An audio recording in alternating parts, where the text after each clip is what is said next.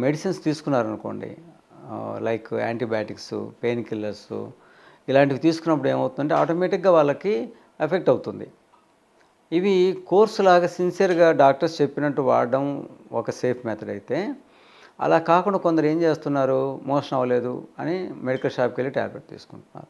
మోకాలు నొప్పి ఉంది, మెడికల్ షాప్‌కెళ్ళి మెడిసిన్ తీసుకుంటున్నారు. అది తగ్గేంత వరకు వాళ్ళు 1, 2, 3 వేస్తూనే ఉంటారు. సో, ఇది కరెక్ట్ కాదు. యాంటీబయాటిక్స్, పెయిన్ కిల్లర్స్, స్టెరాయిడ్స్ ఇలాంటివి వాడడం వల్ల ఏమవుతుందంటే స్టమక్ అప్సెట్ అవుతుంది. ఇన్ఫెక్షన్స్ వస్తాయి.